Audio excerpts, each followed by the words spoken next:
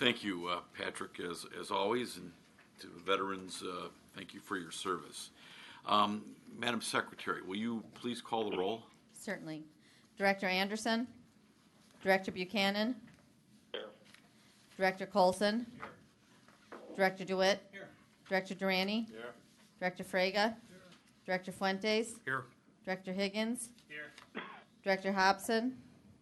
Director Lewis? Here. Director McGallis? Here. Director Melvin? Here. Director Pang? Director Ross? Director Triani? Here. Chairman Dillard? Here. We have a quorum of 14 present with 2 absent, and 2 of our participants are participating via telephone with the proper paperwork completed.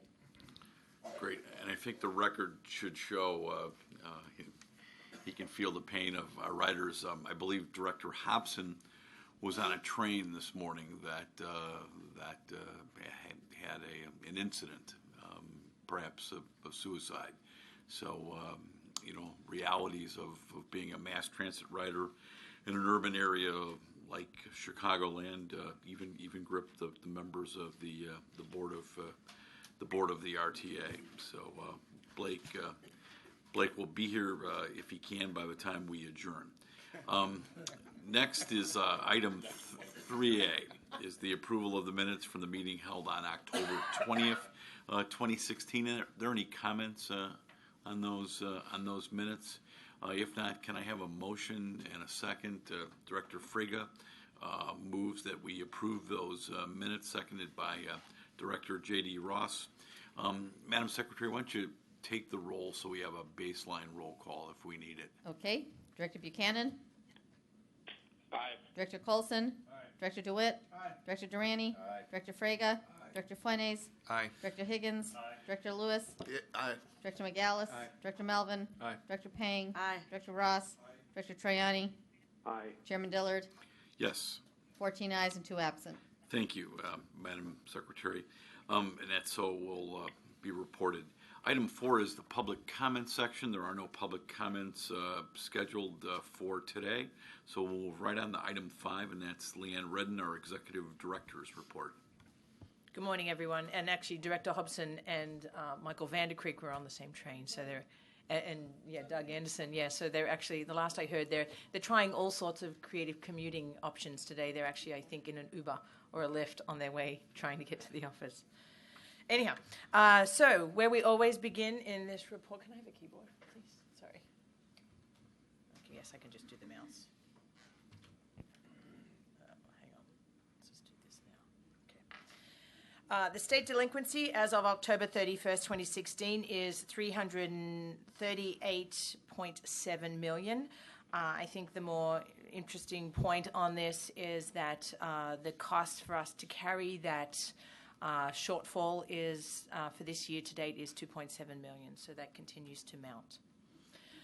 So there's been some things that have happened since our last meeting. Now that the dust has settled, or is maybe settling, I think it's still an ongoing thing, we can take a look at all the results. We have a new President-elect, Donald Trump.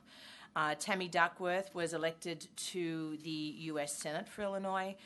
Duckworth's seat, the 8th Congressional District, was won by Rajna Krishnamurthy.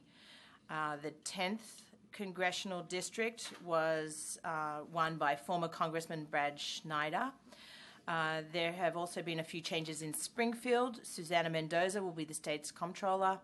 There is 1 new senator representing the region and 7 new members of the General Assembly. Also, the Safe Roads Amendment was passed with an overwhelming 79% of votes cast in favor of that amendment. So while we're happy that the public believes that transportation funding should be an investment priority, I want to stress that the amendment does not provide any new sources of funding for transportation. It essentially creates a lockbox, if you will, to capture and ensure that funds collected through gas tax, etc., are actually dedicated specifically towards transportation improvements and not diverted to other areas. The General Assembly still, and we say this all the time, continues, we need them to actually pass a capital bill to support transit. Okay, looking at the federal side of things, with Republicans now winning the presidency and both houses of Congress, it'll be the first time that both chambers have been controlled by the same party since 2009. So while the Trump campaign, through its campaign time period, it revealed very little in the way of its priorities as it related to infrastructure investments. There has been a little more specificity, or a little bit more information that has come out. The president-elect did release a short infrastructure investment white paper, and he did actually mention infrastructure investment in his speech, victory speech, I should say. The campaign's infrastructure plan relies heavily on private investment financing, really of large financing large infrastructure projects, really through tax credits. And again, it's at this point we can't see that it looks like it's any new actual revenue streams. The proposal that currently stands totals references $1 trillion investment over a 10-year period. In other election results, public transportation proposals at the ballot saw a significant success on November 8th across the country. And I think that we've talked about this a little bit, but I think that bodes, that's what the rest of the country is doing in terms of taking matters into their own hand, and these measures are passing with overwhelming success. The total voters approved 33 of 48 local and statewide public transportation measures that totaled over $200 billion in funding with a 69% success rate. The total dollar amount, almost $200 billion, as I mentioned, for all of these ballot measures was an actual record, and really indicates that state and local governments are really prioritizing public transportation, and we should take note of that. The RTA also held its 19th annual Transportation Symposium and Business Exchange at the Chicago Cultural Center on Tuesday. At this event, we had more than 300 participants, including 48 vendors, both prime vendors as well as small business vendors, government agencies, and the transit agencies and transportation agencies across the entire region. The RTA is essentially coordinates and plays host to this event. The symposium was kicked off with comments from myself, Dorval Carter at CTA, TJ Ross from PACE, Greg Bedelov, the Executive Director at the Illinois Tollway, and then there was a keynote presentation by Michael Sutton, business leader who heads up Infrastructure Engineering, Inc., and they have been a phenomenally successful business who have actually benefited from some of these sort of mentee and protege programs and have really grown a very successful business, and I think can be very inspirational to some of the smaller businesses that were there. The more important part of the workshop was not the sort of the four talking heads that you see in this picture, but it was actually the workshops and the actual sort of table sessions that were held as well to really give businesses a better understanding on how you can get in the mix to do business with us, what those business opportunities are, and then also provide opportunities for networking and connection with big and small businesses alike across the industry. I want to thank the Transportation Symposium committee members and the volunteers who really helped bring that event together. And while the RTA kind of is the point in terms of the overarching coordination, there is very active engagement from all of the transportation agencies in our region that come together to provide that. And I think it really highlights our continued commitment to looking for expanding and improving diversity in our contracting across our activities. So the budget work, as Bea had just highlighted, continues to happen. We are, nearing the end of the year, so things are starting to wrap up. You heard about our budget proposal, the RTA's agency budget proposal. We have successfully completed another series of budgetary hearings and presentations to all of the county boards across the region. In the public hearing space, we again partnered with Metra to provide those across the region. Turnout for the hearings was, shall I say, very light, even with partnering with Metra and them having a fare increase. So we can talk more about that at some other future point. The RTA will host one final meeting on the consolidated budgets here in this room on, it actually is, it'll be the same day as the Special Finance Committee, so November 30th.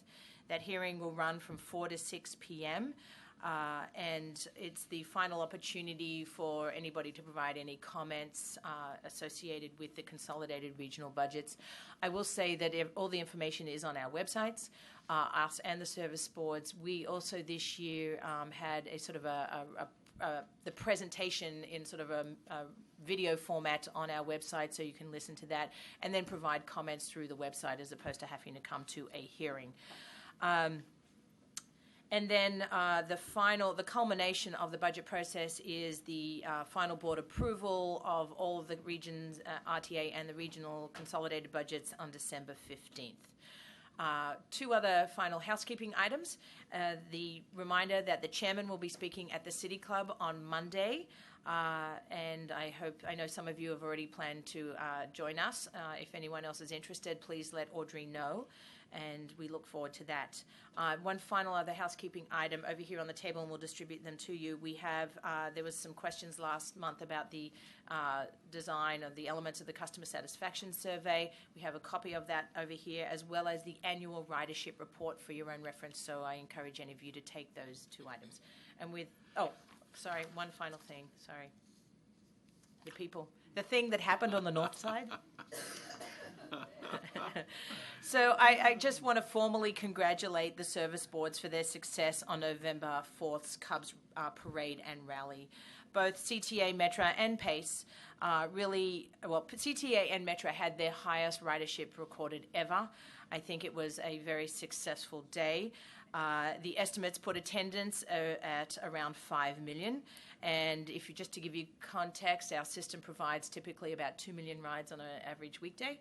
So that was a pretty significant impact on our system.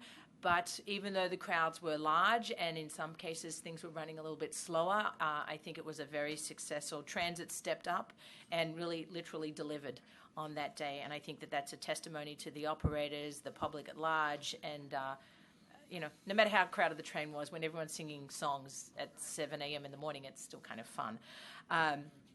If the estimates of 5 million are correct, that is the 7th largest congregation of people anywhere in the world in recorded history.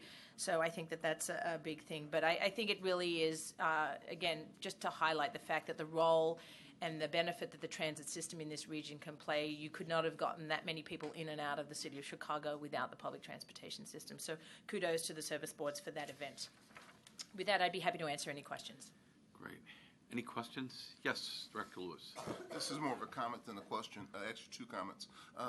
First of all, I've gotten good feedback from some vendors who've attended the fair. I want to commend Leanne and Nadine and team for facilitating getting the communication out so that interested minority businesses and DBEs can participate and know how to access opportunities with the transit agency. So a lot of people, or a lot of individuals will come. I've directed them to the fairs. They've actually been able to get information and begin to participate in the process. So I think that's a wonderful step on the part of the RTA and the service agencies, and again dispels the myth that you can't do business with our organizations. You really can. You just have to understand our process. So just kudos on that. The second thing was, wasn't there a World Series in 2005 that occurred here in the city?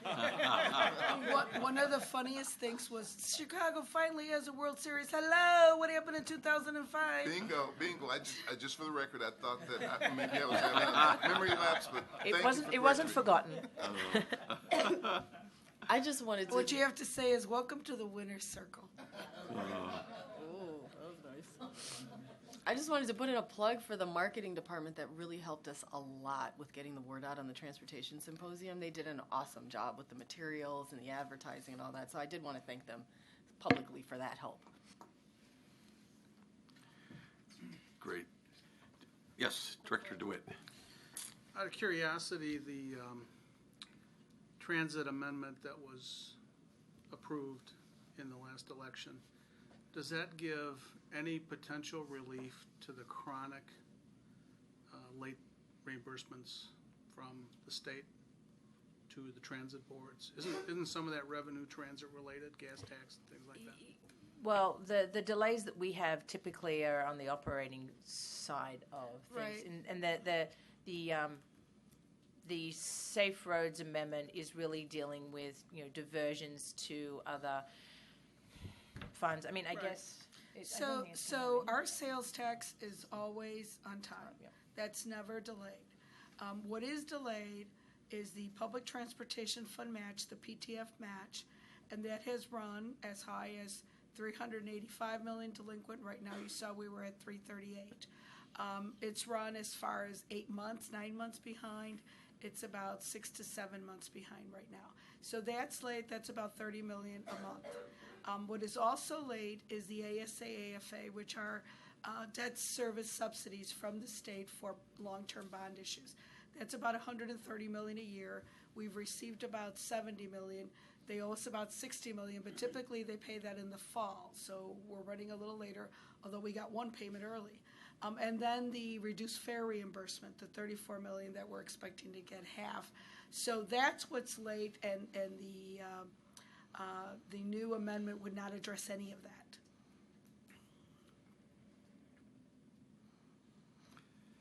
I just received, and I'll share it with you, from Comptroller Munger in a check that I received from the state, a pie chart.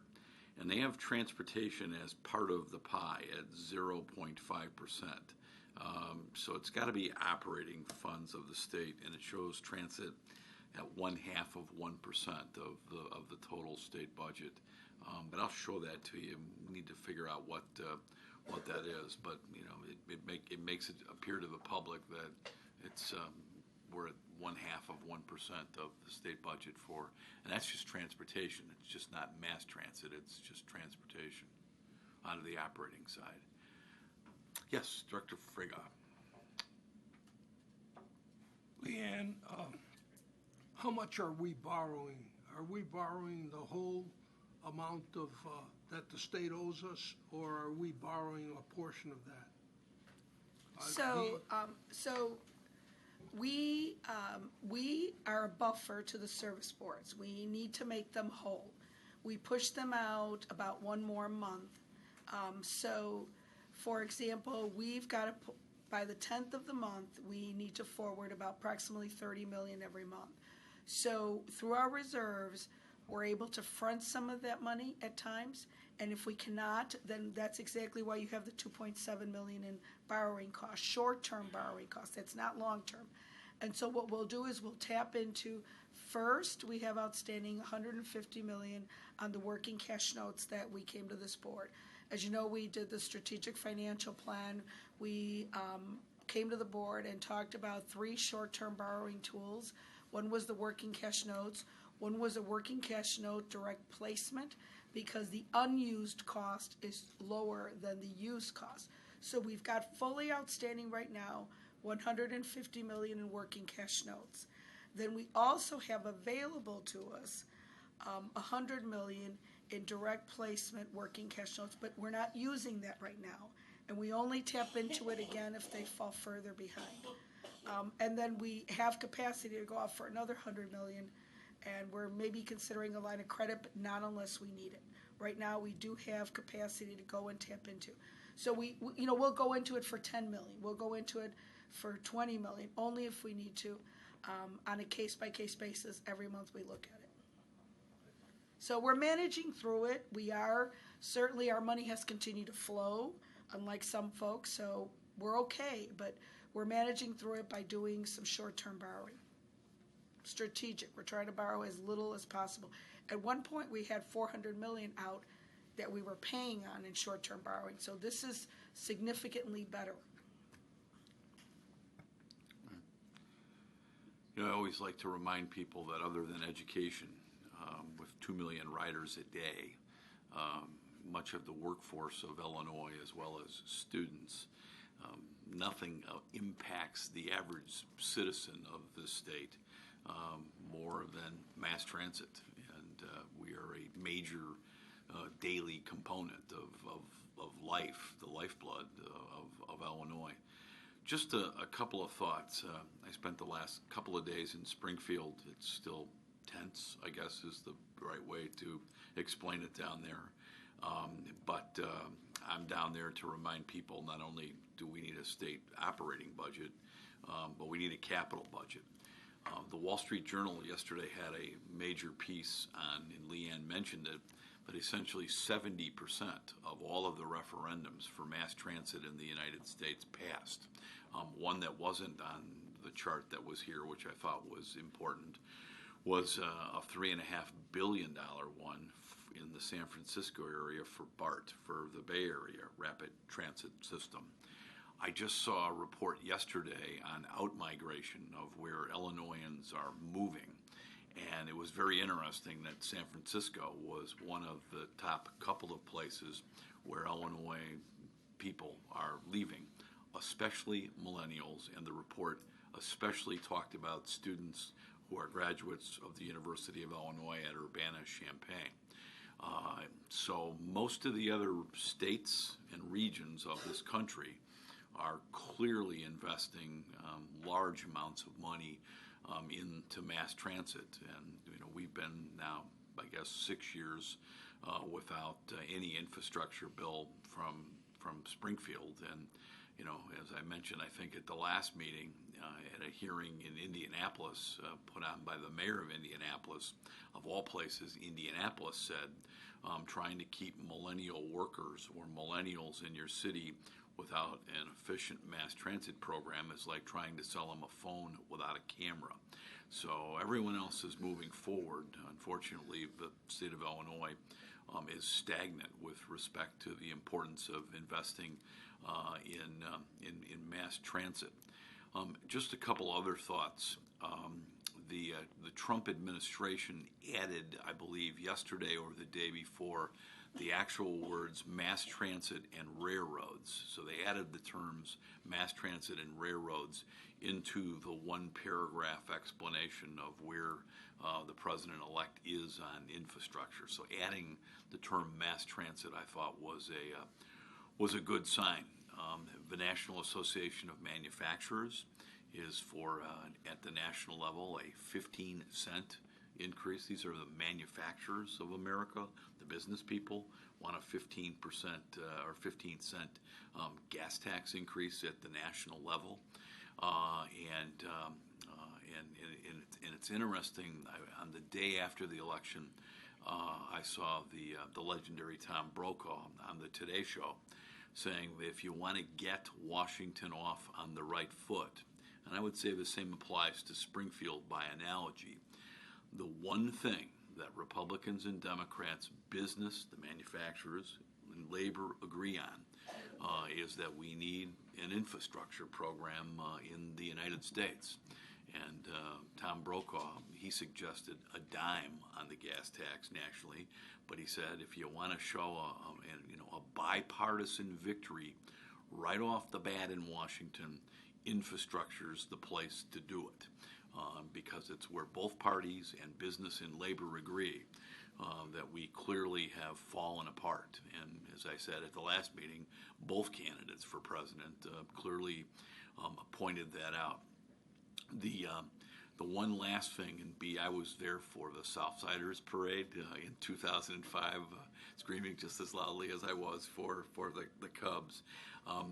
Not only did the CTA, Metra, and to some extent PACE move, and I don't care whether it was 5 million people or 2 or 2.5 million in a parade, those numbers were staggering.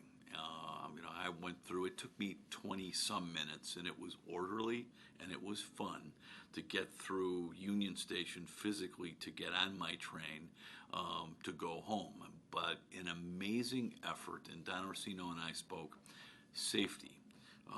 Those crowds present massive safety problems, and as they do day in and day out, Metra and CTA and PACE, safety is the number one concern. And they were organized at Union Station and along the elevated tracks, and everyone got home safely. But those numbers were absolutely staggering.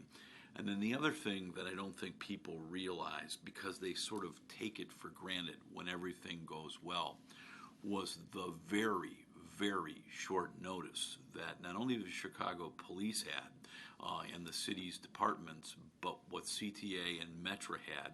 That was a very short turnaround. They didn't know if that parade was going to be Monday or Friday, so it was a real small window And again, it was essentially flawless.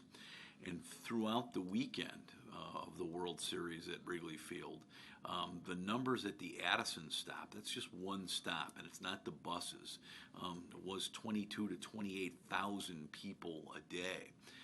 So you wouldn't have half the people at Wrigley Field probably took mass transit to get there. And that occurs 60 to 80 times a year, and things are just taken for granted. But mass transit is part of the fabric, the working fabric of the city.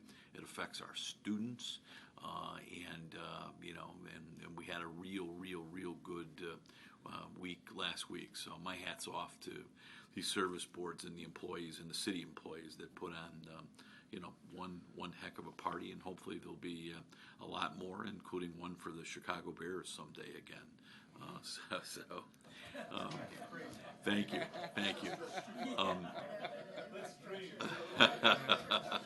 I do want the record to reflect that Director Hobson has made his way here, and also Michael Vanderkreek from our staff.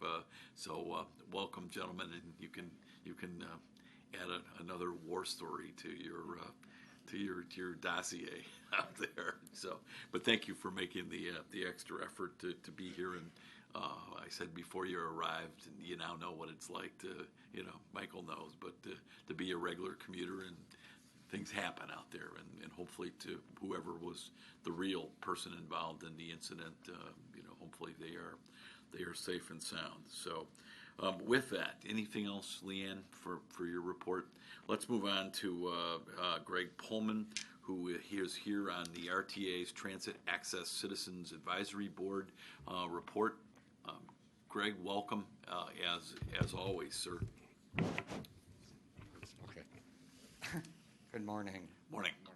Good morning, Chairman Diller, directors, Executive Director Redding, RTA staff, and the public.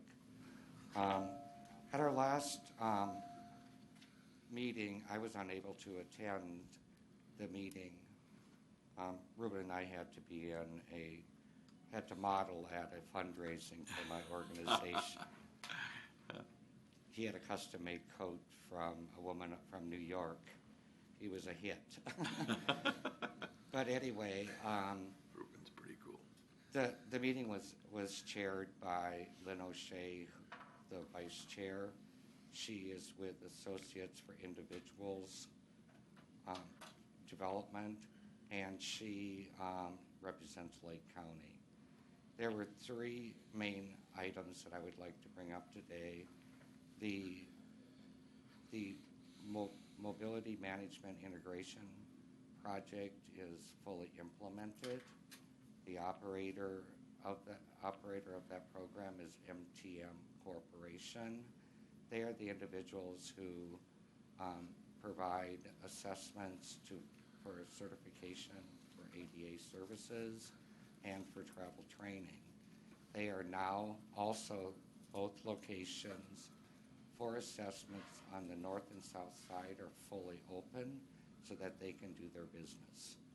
Also within the project, in each county, there will also be mobility outreach coordinators to work with older individuals and people with disabilities to describe to them the various transit options they have, and also provide other information about RTA services within their community. The next item I would like to bring to your attention, and I gather people will be voting on it later on, is the Eligibility Review Board. Allison Beck, Deputy and of the General Counsel here at RTA, gave an overview of the structure that will be presented to you today, as I said. This is a three-person panel that appeals are brought before of people who do not agree with the outcome of their eligibility certification. So from our conversations at the Advisory Council, the new structure seems to meet our expectations, and we hope to see it fully adopted by this body. The final thing that I would like to mention is Doug Anderson, manager. Government has these funny titles for everything, and I get tongue-tied with it. Is the manager of budget, business, and analysis. He gave the group an overview of the 2017 allocations for transportation, and he also described to the advisory board how the budget process works. He also encouraged, and I also encourage, individual members of the advisory board to attend the November 30th public hearing here at the RTA headquarters. Thank you. Our next meeting is going to be on January 17th. Great, thank you, Greg. Anyone have any questions for Ruben or Greg? I just wanted to just note that Greg mentioned the eligibility review board. That'll be before you for consideration at the December board meeting.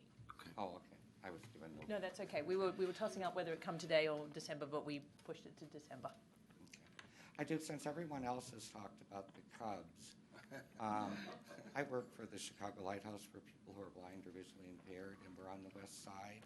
The first World Series that they won was in that location where our building is. Yeah. Used to be the parking lot for the Cubs back in 1908. So if you ever want to have a little nostalgia, go down Roosevelt Road. That's pretty awesome. That's great history. Come on, Ruben. Greg, thank you so much, Yeah, thank you, as always. And all of you have a peaceful Thanksgiving. Thank you. You too. All right, moving on to a couple of action items. Item number 7 is the approval of the consent items as they appear on the board agenda. These items are 7A, the resolution certifying the financial results for the third quarter of 2016, and 7B, which is the ordinance that Nadine spoke about, appointing pension trustees, and Bill as the chair of the pension board. Are there any questions or comments on those? If not, can I have a motion and a second? Director DeWitt moves that we approve 7A and 7B, seconded by Director Hobson. Is there leave for the attendance roll call? Seeing no objection, leave is granted. We will have Mr. Excuse Miller. me, Chairman, we'll Yes. have to amend that as Director Hobson wasn't here, so Okay. we probably should just take the roll call to make sure that his vote is counted. Great. No, let's do that. Go ahead, Audrey. Take the roll, please. Director Buchanan? Aye. Director Colson? Director DeWitt? Director Durante? Director Frega? Director Fuentes? Aye. Director Higgins? Director Hobson? Yes. Director Lewis? Yes. Director McGallis? Director Melvin? Aye. Director Pang? Director Ross? Director Troyani? Aye. Chairman Dillard? Aye. 15 ayes and 1 absent. Thank you. Thanks, Audrey, for catching that. And Blake, I thought for some reason I had you by phone, so I apologize for that. So 7A and 7B are approved unanimously. We will have Mr. Miller here if he's available, but if not, we will pass a resolution for Mr. Miller, thanking him for his service not only on the pension board, but I believe he was a member of the actual RTA board. So he's been associated for a long time with the RTA, dedicated servant to not only the state and the local area, but the RTA. So I've talked to Nadine, we'll get him a certificate, but most importantly, pass a resolution. And if he wants to come, if he's not somewhere warm in December, we'll have him here. But if not, we will have a resolution for him at the next meeting and thank him for his long service to the RTA. Item 8 is new business. Any new business to come before the board Seeing none, I want to remind everyone that we have a special Finance Committee meeting on Wednesday, November 30th, to hear the 2017 budget presentations from each of the service boards. Is that like a 4 o'clock meeting? Is that a different time than normal? No, the Finance Committee meeting, it's 2 meetings. The Finance Committee meeting is starting at 9 a.m. on the 30th in the Okay. morning. That's redundant. And then the evening is the final public hearing, afternoon, 4 to 6 p.m. here in the same room as well. Gotcha.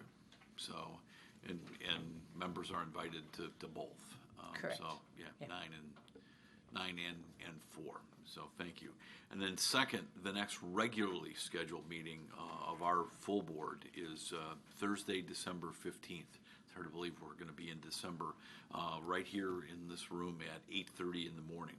So if there's no further business to come before the public portion of the board meeting, I entertain a motion to second and adjourn. There's no need for an executive session today. So everyone have a lovely and safe Thanksgiving holiday. Can I have a motion to adjourn? Director Friga moves that we adjourn, seconded by Director Melvin. All those in favor signify by saying aye. Aye. Opposed, nay. The ayes have it. Thank you, everybody, and thank you to the staff, as always. Doug? Thank you very much. Thank you. Thanks.